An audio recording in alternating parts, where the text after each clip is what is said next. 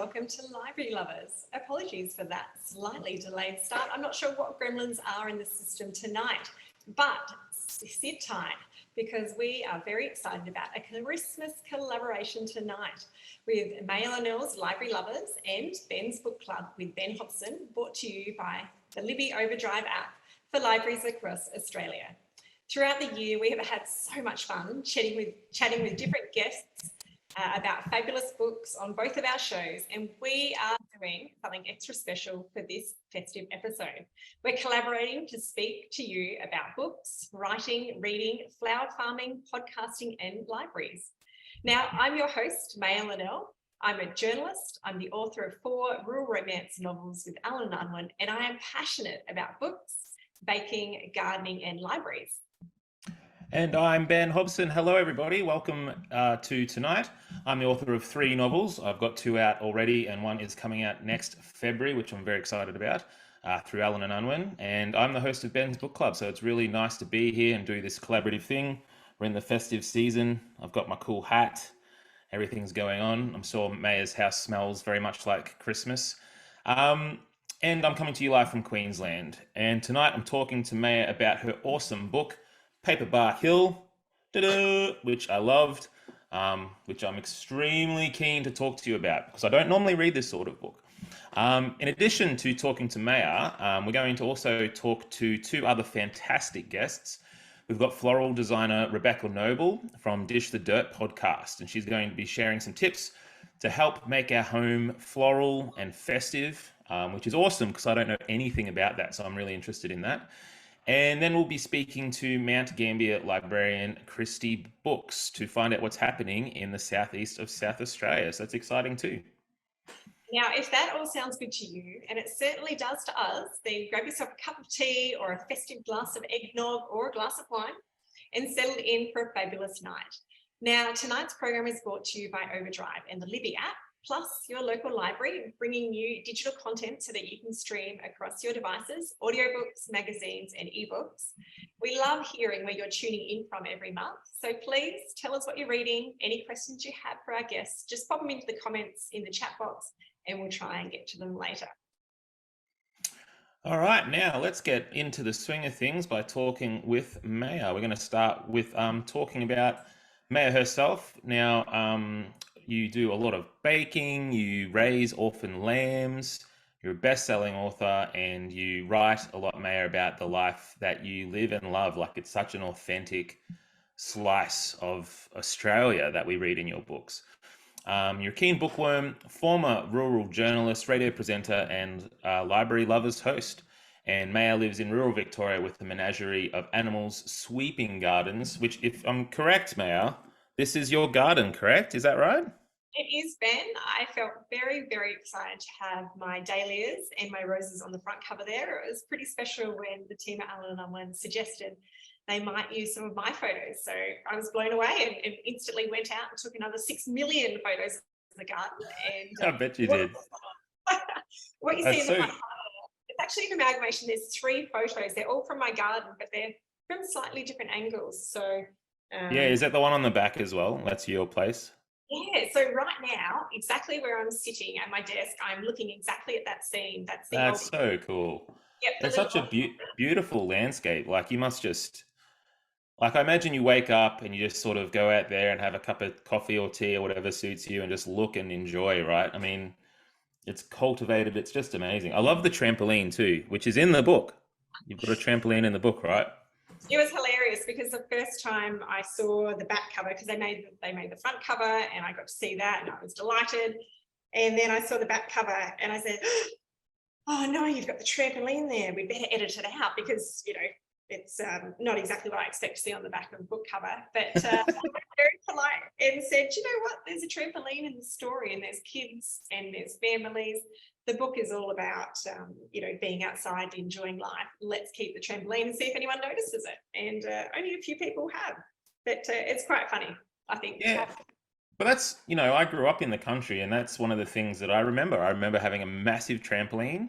I remember playing, like, having wrestling matches with my brother on that trampoline. And I kind of like that. You didn't, like, you know, it would be easy to edit it out and gloss over it. But I think that a more authentic side of rural life is to have those little things in there, like the trampoline, like the dirt bikes, and all those sorts of cool things that you get up to as a youngster. Can I start by asking you, Maya, what have you been up to in the kitchen recently? I know that you're an avid cook and you love Christmas, especially. What goes on in your kitchen around Christmas time? We get all excited about Christmas because, I mean, we don't need many excuses for baking around here, but Christmas is special.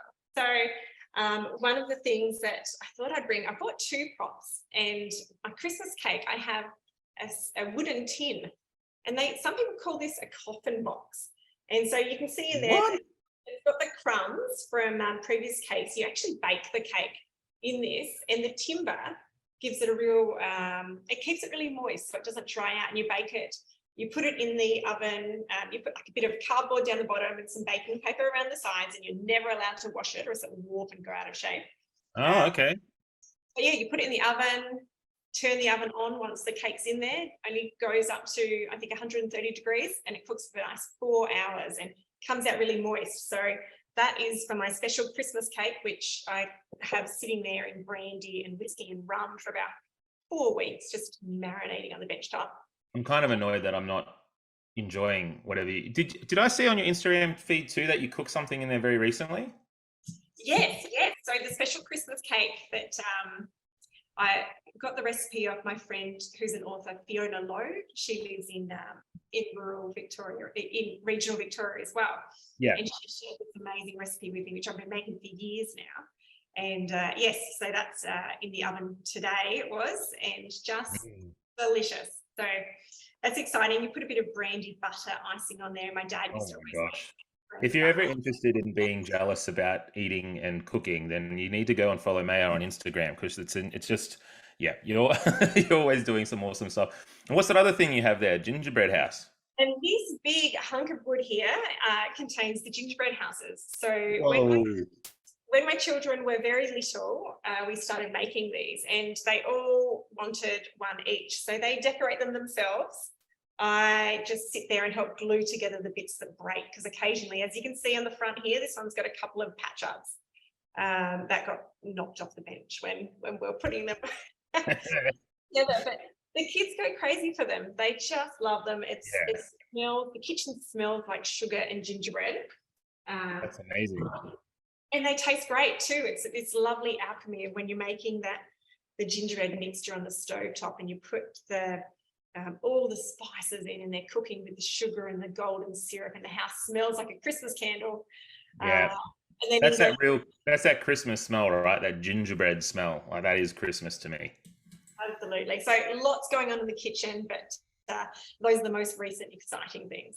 Yeah, cool. I actually brought in something from my own kitchen as well because I'm the cook in my home.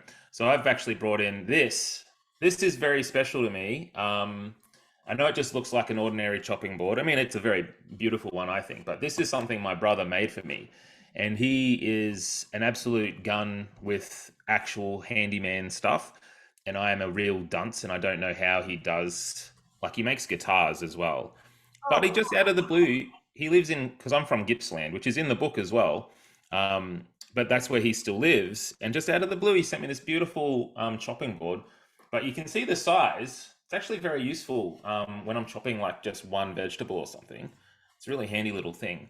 So just thought I'd bring that and show all of you as well. Can I start, Maya? I want to get into our questions. Can I start with just asking you, what was the first thing that really prompted you to start creative writing in the first yeah. So really interestingly, I was place? Because you're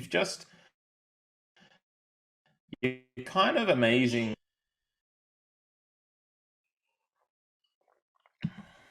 oh, I think we've got a few technical gremlins in there. I'm not sure where they're going. Hello. Oh, back again, I Ben. mean, I'm back. So I'm back again. Yeah, sorry, that might be me. the first half of your question, you were just saying why I chose creative writing. Yeah. So interestingly, today I was asked to do a little bit of a presentation speech video for a teacher of mine who's retiring after about 35 years of teaching. And I can certainly put her down as one of the inspirations. And I'm sure you do as well, Ben, have those key people in your life that really encouraged you right from a young age to write and to read. My parents have always been such big advocates for books and writing and following your dreams. Can I be real? Like, I don't think I have that. My mum, can I be very clear? Mum and dad definitely loved me reading, didn't read themselves, and I don't remember any teachers much at all. I just always loved reading, but I guess it's different for each person. But anyway, sorry, interrupt to go on. No, that's really interesting. I just kind of in my head assume that everyone's got a librarian or an English teacher or a prep teacher or someone that said, you are a good writer, you will do well. I want to see. I just had people telling me I was bad at it. Like, I remember not doing well in year 12 English because my stories were so weird. Oh, jingoes. Well, and look how you've shown them, haven't you? That's right, Mrs. Allen. Yeah. Anyway, sorry. No, so I think for me that was Donna Barber was one of the hugest influences, and I think she's a very special person in a lot of people's lives. That's so special though, like the good teachers like that have such massive impacts, and it's really cool that now she'll see like what you've done with your life in that video. That's really cool that you've honored her that way. Yeah, thank you. Now this book is placed within the genre of rural romance. Is that correct? Yeah. Now, I'm completely foreign to this world of rural romance and romance writing in general. But it was it felt like baking. Like, it felt like it was comforting to read, and it was so enjoyable. Like, I just enjoyed reading it. And it was so nice to read about characters who were really positive, and I liked everybody. Do you know it was just a relief. But in that genre of rural romance, like, what are some of the things that readers would typically kind of find in like a rural romance genre novel? Yeah, so I think importantly, I like to describe rural romance as McLeod's Daughters, but in book format, because I'm very fond of McLeod's Daughters. So it doesn't always have to be set on a farm. It can be set in a small town, because anytime you set a book in a small town, you're dealing with farming communities, you're dealing with close-knit communities. Family issues are always quite an easy topic, I guess, to intersperse into my stories. For me, I love adding in that baking and the gardening. I also like to put in different animals, whether they're working dogs, whether they're lambs escaping from paddocks. Well, thank you so much for interviewing me tonight, Ben. Oh, of course. To My pleasure. Change up the setup. I'm keen to hang out for our new guests, Maya. Excellent. So in the meantime, if you're looking for Ben, you can find him on social media at ben.l.hobson and benhobson.net, and you can keep an eye out for his new release as well, The Death of John Lacey. Now, our next guest tonight is Rebecca Noble. Now, she's the owner and head designer at LLB, a floral design business that promotes and advocates for locally grown and seasonal flowers. She's also the host of a very popular podcast called Dish the Dirt, in which a different flower farmer throughout Australia, and even some in New Zealand, is interviewed every week, sharing their stories, their knowledge, their insights into the industry. Welcome to the show, Rebecca. Hi, wonderful to be here. Thank you for having me. Oh, it's so great to have you on the show. After listening to so many of your episodes of Dish the Dirt, I have to say up front, Dish the Dirt was one of my fabulous resources as I was writing Paperbark Hill. And I listened to back-to-back episodes quite conveniently whilst I was in the garden and doing my own digging and weeding and pruning and thinking and dreaming about what this book might be. I got lots of great content and information from your beautiful podcast. Wonderful. I'm glad it helped. Now, Rebecca, you're in Victoria like me. Can you tell us where you're speaking to us from tonight? It looks beautiful where you are. I am in my floral studio, so I do all of my flower arranging in here, and it's also my shop. So the front is sort of the shop part, and then this is the work area. So that's where I am at the moment. Oh, that's fantastic. Now, let's start by talking about your fabulous podcast, Dish the Dirt. Can you give everyone a rundown of what they can expect? So every week I interview a different flower farmer from around Australia, but also recently New Zealand as well. And we talk about their stories, knowledge and insights into the industry, and just, you know, their love of flowers. And I also talk to other industry bodies and people within the industry when topics arise that maybe we want to touch on and talk about. So that's what it's all about. That's fantastic. So many great great conversations, and they're really engaging, and the people that are on the podcast are excited about the industry, and you are excited about the industry as well. So it's a really lovely amalgamation of passionate souls coming together and spreading the word about good flowers and good industry practices.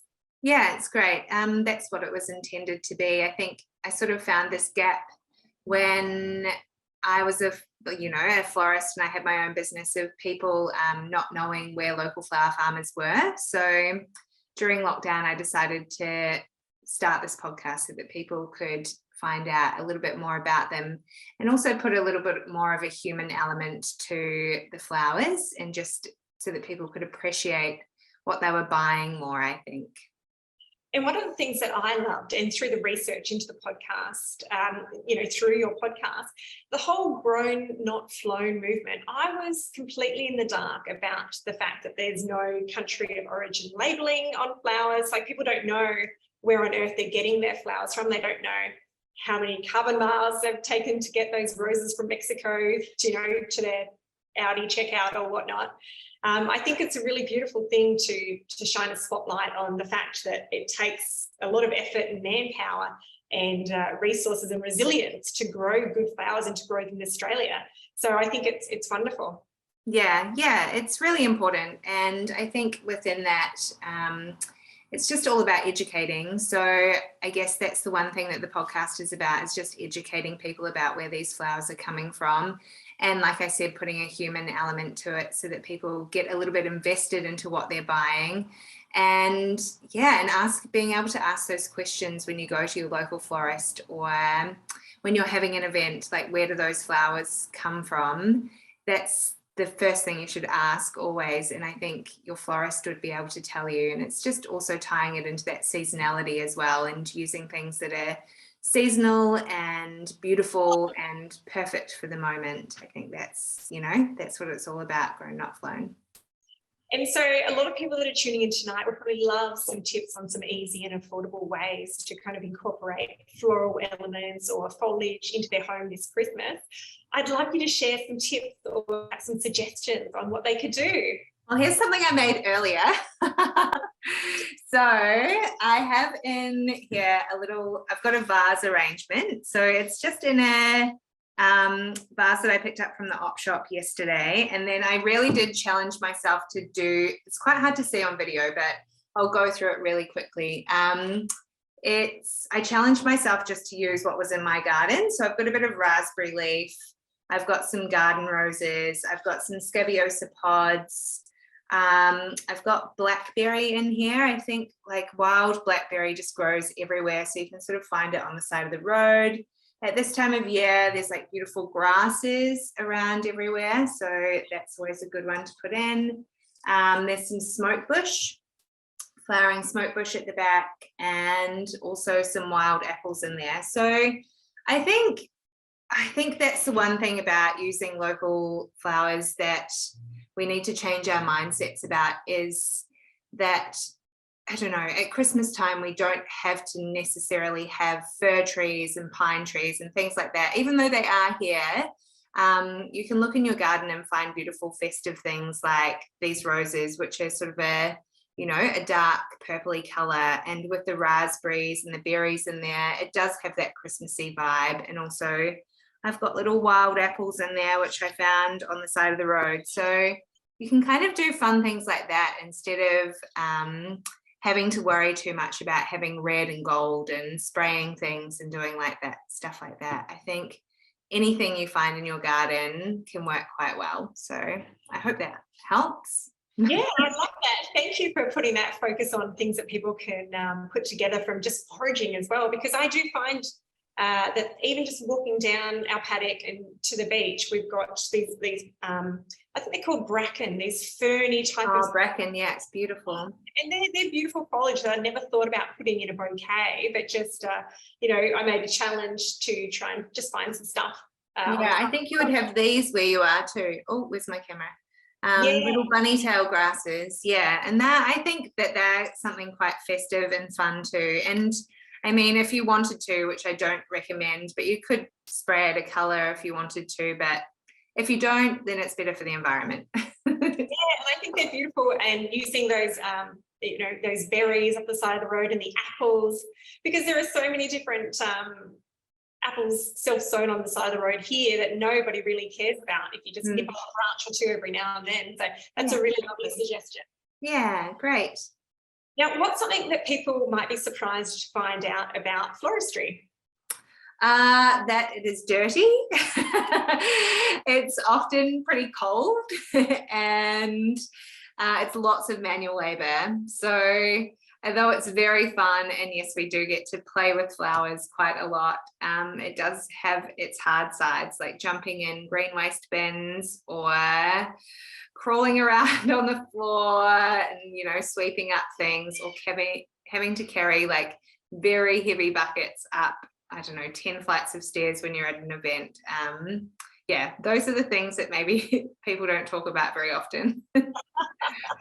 Oh, that's fantastic. And what about book recommendations? I've got a couple here that I want to talk about in a minute, but what type of things are you reading at the moment, or are you looking forward to reading? So I love reading, and at the moment I am reading this one, which is The Dressmakers of Yarrandandera. I hope I'm saying that right, prison. And also, and I'm halfway through this, so I'm enjoying it and it's really great. I would recommend that. But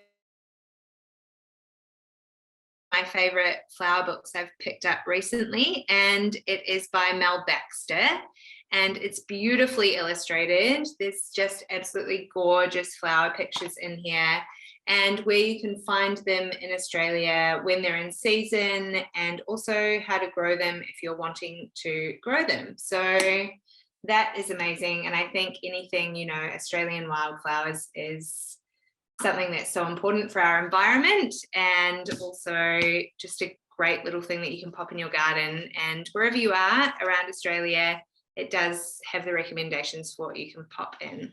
So that's good. Fantastic. That looks beautiful. I haven't seen that one yet, but I have read Meredith Jaffe's book, The Dressmakers of Yarrandandera Prison. It was a wonderful story, and it made me think about those basic rights of prisoners and not having access to books as well. Yeah. I hadn't thought too much about until I read that story. So that's a great recommendation. I loved that one too. Yeah. Well, I wanted to talk about 3 books that are on my summer TBR pile. The first one is Sophie Green, and she's got the Bellbird River Country Choir. Now, Sophie Green's had the Shelley Bay Ladies Swimming Circle, the Fairvale Ladies Book Club, and there's another one that I can't quite think of off the top of my head, but she writes some really fantastic stories that are always set in rural Australia, and all about friendships, and often quite nostalgic with different time settings. Another one, if people like rural romance, if they want something warm, but with quite a bit of education on environmental stuff, Penelope Janu does a wonderful job. This is her new one, Shelter from the Storm, and it's out next month, so people can keep an eye out for that in summer. And then there's also this wonderful one here by Julie Fyson. Now, this was sent to me, she writes for a Firm Press.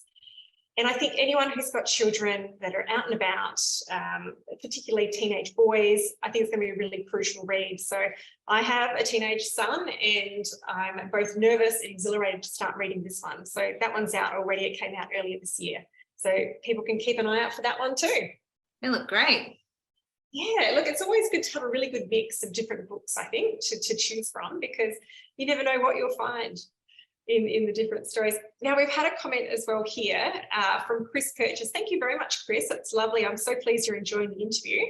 And it's great having Ben here to co-host that one as well. Now, the other thing I wanted to ask you, Rebecca, before we let you go, because we're going to talk to Christy in a moment, if anyone has any audience questions about floristry, about podcasting, please get them through quickly. Otherwise, I have plenty more that I'll be happy to ask.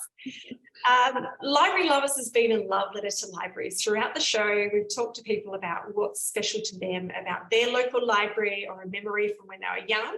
Do you have anything special to share, Rebecca, about libraries?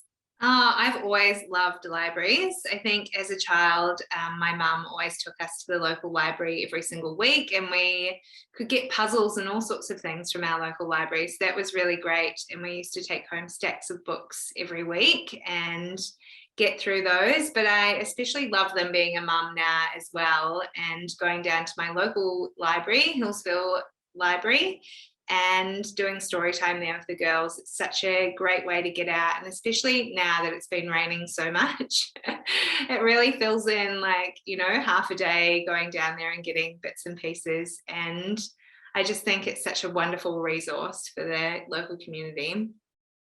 Yeah, one of the things that's really come through talking to people about libraries in the Library Lovers show is the many ways that libraries can fill people's cups, whether they're, you know, that rhyme time for young mums or young fathers with children, whether it's the puzzles and the different things that they now offer. I know that Mount Gambier Library, we're going to talk to Christy in just a moment, and they've got a sensitive Santa photo session. So all these different ways that people are catering to all types of, all different ages and people's interests in the community. It's amazing, isn't it? They're not just those places where you have to go and be really quiet and you can only borrow, you know, X amount of books. You don't even have the fines these days. Yeah, it's amazing. Especially, you know, when you've got little kids and when you can't find those books, not getting fined is so much better, but it is just great. And I know that when I had my little babies, going to rhyme time was really special for us.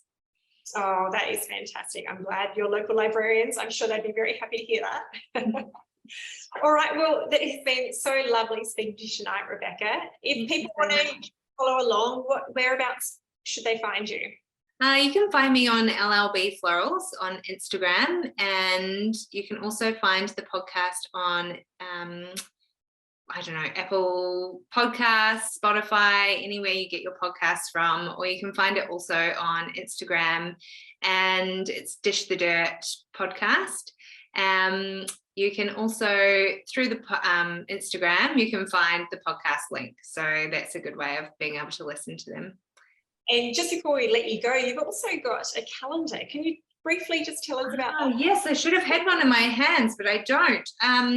So this year, because of the flooding, some growers of mine, Bloom and Two Flower Farm, lost all of their spring season crops, which was all of their ranunculus. And unfortunately, that was very devastating for them because that's their income. And they decided that instead of ripping them all out of the ground, they would let a whole bunch of creatives loose in their paddock, including myself. So I came up with this idea of shooting a flower farmer calendar. And I went out there and we did a few shots, and then I also put it out to other flower farmers around Australia. So every month there's different flower farmers, and all the profits of the calendar are going towards creating an event next year called The Biggest Smoko, which will be to help raise money for farmers who are affected by natural disasters. So it's a great cause. If you're wanting to buy one, you can also find that via my Instagram, Dish the Dirt. Sounds like a fantastic Christmas present for people who are still sitting on the fence. Not quite sure. Great one. Wonderful. Well, thank you so much for being part of Library Lovers and Ben's Book Club tonight. Thank you so much. No worries. That's been Rebecca Noble there from Dish the Dirt podcast and LLB Floral Design in the Yarra Valley. Thank you very much, Rebecca. Now, our final guest of the show is Christy Brooks from Mount Gambier Library. Now, Christy has been with the library for more than 12 years. She is the team leader for library programs. She works with a diverse team to provide events, programs and services for children, youth and adults, as well as ensuring the library remains relevant and exciting community place for people to visit, engage, discover and enjoy, exactly like we were speaking about. Now, one of Christy's favourite roles is working with authors to host live events, whether it's a debut author or a returning favourite. And she says it's a great excuse to curl up with a good book at home and a glass of wine, all in the name of work. Now, Christy is currently the acting manager of Library and Community Development for the City of Mount Gambier. Welcome to Library Lovers, Christy. Thank you for coming on. Thank you so much for having Mount Gambier. It's such a thrill. And thank you for your patience with our little glitches as well at the start. We're back up and running, I think so now. Now, to start with, can you tell us the beautiful backdrop that you have right there that we can see on our screens tonight? It's not a green screen. It is a real background setting. Can you explain to us where you are? Yeah, look, I have plonked myself right in the middle of our beautiful library, so I hope you don't mind. I thought, well, what better way to show everyone what Mount Gambier Library is all about? But in terms of Mount Gambier, for those that don't know, we are the largest regional city in South Australia. We are right on the border of Victoria, South Australia, so halfway between Adelaide and Melbourne. We are famous for our beautiful Blue Lake, which is actually our drinking water. And in the morning and evening, you'll see lots of people walking around there. They're for their daily exercise. But we're really well known for our beautiful sinkholes and underground caves, etc. And I'm just going to sort of move to the side because that is what our children's area. I don't know if you can quite see. I mean, that is modelled on our beautiful sinkholes here. So this library is 13 years old on Saturday or Sunday. Oh gosh, this weekend, Saturday, we're 13 years old. It's a vibrant community space. It's gone past what libraries used to be, and we just love it. It's got lots of areas for community use. We've got multiple rooms that can be booked. We've got the beautiful children's area there. We've got a great big family local history room, which is so well utilised. And I think, the TV programs have really brought to life people wanting to research their family history, etc. We've got a cafe that's just undergoing refurbishment at the moment, but it is just a beautiful space. Yeah. It is, and my children have loved it. Every time we come to the Mount Gambier Library, you've got that beautiful children's area there that I think is possibly one of my favourite children's areas of the library in Australia. I think you guys do it so well. Thank you. And I can also attest to your wonderful treatment of authors that come for author events. It is such a pleasure to come to Mount Gambier Library, and the amount of effort that you put into having the stage all set and all the posters and the banners telling everyone that the event's coming up, as well as lovely spreads as well. So, it's quite well renowned, I think, the Mount Gambier Library for their hosting skills. Thank you. Yeah, we did definitely put in a lot of effort, and I think we're very lucky with the location that we're in, because people will travel to come to an author event here, being on that cusp of Victoria, South Australia, and we have so many different regional towns nearby, and people will travel, and the community just love coming out to a live event. They come in droves. It's a wonderful thing for all the different authors. I think, how many people did you have for the Fiona McIntosh event just recently? Oh, gosh. No, it was more than 100. I think we were up to about 120, 130, and it might have even been more than that, actually. But before COVID, larger events were 220, and I know that because that's how many chairs we have. It was a matter of how many chairs do we have, so that's how many people we can seat. So people are still a little bit cautious now coming out, but yeah, I mean, all in all, people are coming back out. It's just so lovely to host those live events again. Yeah, wonderful. Now, Christy, what's something that people might be surprised to find out about your role in the library or libraries in general? Well, I guess, everyone knows now that libraries aren't libraries as we used to know them. We're all about pushing the boundary now, what can we do? Doing the unexpected, really. So, and we really listen to our community. So if there's something that the community wants, we try to deliver. Now, whether that's a makerspace opportunity of learning how to crochet or learning how to make candles or soap making. But, some of the things that we have done back in the day, we've done speed dating, so the library has hosted speed dating events, and we've had a couple that actually have been married from that event. They had their wedding photos in here because that's where they met. We've had a customer suggest that we get these read and ride bikes, that in Western Australia a library had. So you literally sit on the bike whilst reading or on your laptop. So we've got 2 of those that sit in our beautiful window area there overlooking the gardens, and they're so well utilised. So again, it's like listening to the community and understanding what they want. But I guess what do the community not know? it's the impact that we have on people's lives. You know, like we are that space that make things happen, and we really do care about our community. And you know, just getting back to basics, whether it's helping people with IT, you know, someone might not have an email address and they need something scanned. You know, you need an email address for everything, paying bills. During COVID, you know, we helped so many people with border passes. We helped so many people with downloading their vaccine certificates.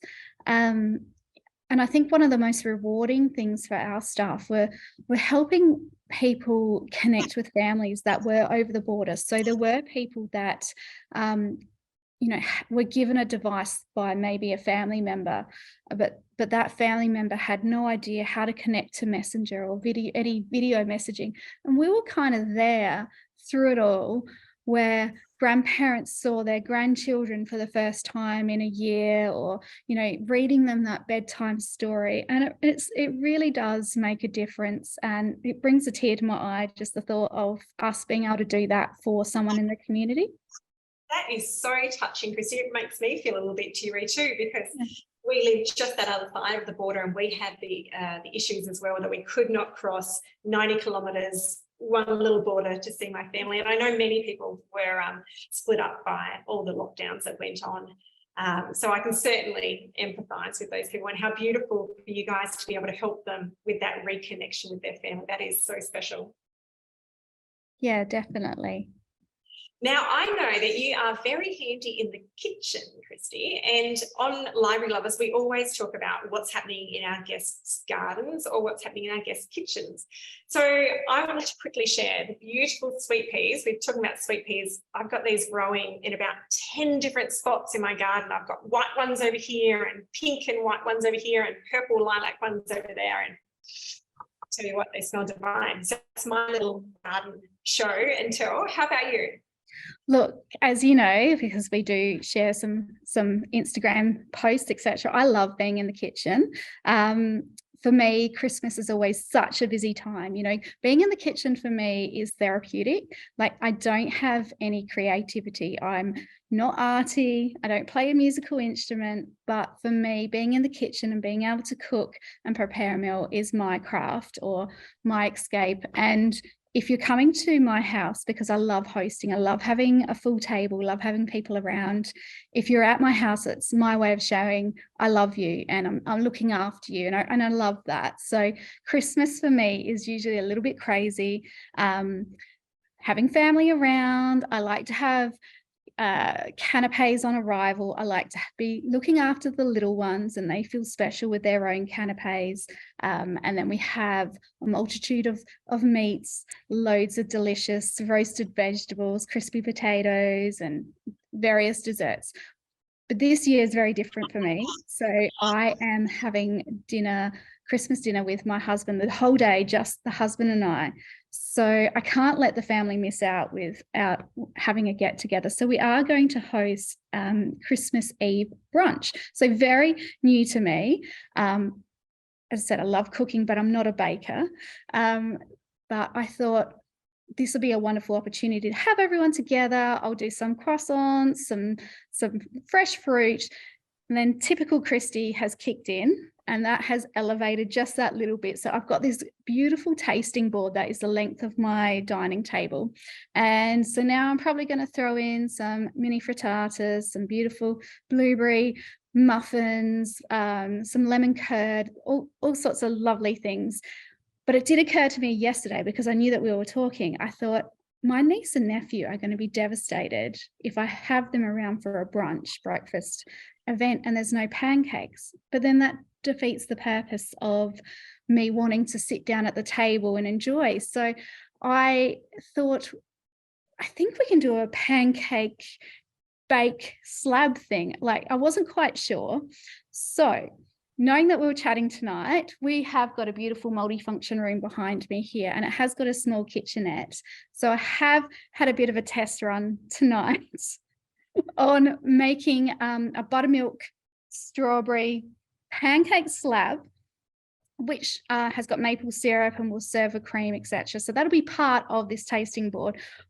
I'm not quite sure how it tastes, but it is my first attempt tonight, and there was no recipe. So if anyone's got a recipe for a pancake slab, or if such thing exists, I'm very open to hearing. But I did make it, and it's not too bad. Not too bad. I'm not sure if you can see there. Oh, how fantastic. I've never tried a pancake slab, but that sounds really cool and it looks great. Well, it took 10 minutes in the oven, and look, it looks cooked. I did have a little taste, a little bit more sugar next time, but I guess that's what the cream and everything else is there for. But hey, I gave it a go, and that it will be on the table for Christmas Eve. Now, before we let you go, Christy, can we have, if you can choose just one book recommendation? I know it's always a tough ask. And while you're thinking about which one you're going to choose, we had a lovely message from Julie Fison, who's the author of One Punch, who's actually tuning in tonight. So wonderful coincidence. Thank you, Julie. I will certainly enjoy that one. Okay, so I do have a whole host here, but I'm going to recommend Fiona McIntosh, The Orphans, because we just hosted Fiona, as you mentioned, and I just love her books. I love, she really does transport me to exotic locations. Her writing is so descriptive. I just feel like, one of her books was the tea gardens, and you could smell the chai tea. You could feel the Himalayan air on your cheeks as you're reading, and so much like that. The Orphans does do that to you, and it feels like you're almost reading or watching, a movie unfold when you're reading her. So, and this, interestingly, is Fiona's first in nearly 40 books that is based in Australia. All her books are based in exotic locations. So for those who haven't seen Fiona on her tour this year, there's a few podcasts out there, because she does explain the story behind the story. And that's a great story in itself, like why The Orphans came about, why she's written in Australia. So I do urge people to listen to a couple of podcasts that are floating around out there. And actually, that is a wonderful thing to finishing off on, because Christy, you guys have your own podcast as well. Can you quickly get in a plug for the Don't Overdo It podcast? Yes, we have a monthly podcast, which Maya has actually been a guest speaker on. So thank you so much. But each month we launch a new podcast, a new event, whether it's library-based, community-based. We've had some local history, horror stories. The library markets are on there this month, authors, all sorts of things. So don't overdo it. Free from most podcasting apps, and always on our Facebook and Instagram page. Wonderful. Well, thank you so much for being our guest, Christy. Great to chat with you tonight. Thank you for having us. No worries. That's been Christy Brooks there from the Mount Gambier Library in South Australia, in the very southeastern corner, right close to the Victorian South Australian border. Well, that has just about been it for us tonight. I am so delighted to have had your company, everybody. Thank you for tuning in, and thank you everyone for your patience and understanding with the different technical glitches and running it a little bit later than schedule. It's been wonderful having your company. Also great to have our guest host, Ben Hobson, in tonight. Thank you, Ben, for being part of the show, and to everyone that has enjoyed Ben's book club throughout the year, as well as library lovers throughout the year. Thank you for your company regularly. Thank you so much also to Rebecca Noble from Dish the Dirt podcast, and Christy Brooks from the Mount Gambier Library. A big thanks to event sponsors Libby Overdrive, Julianne for always being the lady behind the scenes and doing all the tech support throughout every episode of Library Lovers, to Malcolm, to Anna, to Deb and the team at DMCPR, and to libraries across Australia for being great advocates for good books, and particularly for Australian authors. Now, if you missed any of our interviews, you can find them on YouTube. Overdrive has got their very own channel. The interviews will be up. The interview with Jane Harper, which was a wonderful interview a few months ago, that'll be up until the end of this month. So you need to get in quick for that one, because it will go down. But the rest of them are all available. You can watch the reruns and enjoy Ben's Book Club and Library Lovers on YouTube. I've been your host, Maëlle Annell. I've absolutely loved spending the last hour and the entire year talking books, baking, gardening and libraries with you. Now, this is my last show of Library Lovers, but our friend Ben Hobson is continuing his book club into 2023. So make sure you look out for that. Now, if you'd like some more of my writing, baking, gardening content, then you can sign up for my newsletter at maelleannell.com. I've sent out a newsletter every quarter, usually has recipes in there, book giveaways, in writing news and whatnot. Or you can find me at Maya Linnell Writes on Facebook and Instagram. Now, Ben, you can find Ben on Instagram at Ben Hobson, or you can find his website, benhobson.net. There he is. Hey, Maya. I thought I'd come back. Yeah, sorry. I didn't know whether to turn my video back on or not. Thank you, Maya. Yeah, you can, sorry, don't need to interrupt. You can keep going, but yeah, benhobson.net. And yes, looking forward to next year and having everyone in Ben's book club. But I'm a bit sad, Maya, you're not going to be continuing with Library Lovers. No, well, I've just signed a contract for another 2 books with Alan and Unwin. So with all the children and all the farm stuff. That's amazing. So exciting. Thank you. I'm really thrilled. So that'll take me into the 2024 book and the 2025 book, which seems like a while away, but I know that there's a heck of a lot of work that goes before that they come out. So yes, I'll be devoting a lot more time to writing, and unfortunately, I'll just be tuning in to shows like Ben's Book Club. Well, we'll have to have you as a guest on whenever those books come out, hey? That sounds wonderful. I look forward to it. And it's been great to see some of your Ben's Book Club regulars on the episode tonight. It's really nice to see some familiar faces and names that I know and ones that I can tell are very special to you. So thank you to everyone for your comments tonight and for tuning in and taking the time. And like you said, Maya, the patience too. Like it's not, it's just something that happens. Just weird internet overlords, right? Just sometimes run amok. But yeah, we are very appreciative, and I want to say very quickly, Merry Christmas to everyone at Overdrive and Libby and Maya, and just all the audience in Ben's Book Club and everyone who I've spent the year with. It's been an awesome year, and yeah, looking forward to next year and above and beyond, right? Absolutely. Well, wishing everyone, yourself included, Ben, a really wonderful festive season and a fabulous 2023. I hope Santa has a bunch of Australian books under the Christmas tree for you, Ben, and for all of our audience here tonight. Absolutely. So that's it for me. Is stay cool, stay well, and read more books. Yeah. Bye, everybody. Thank you, Maya. Thank you.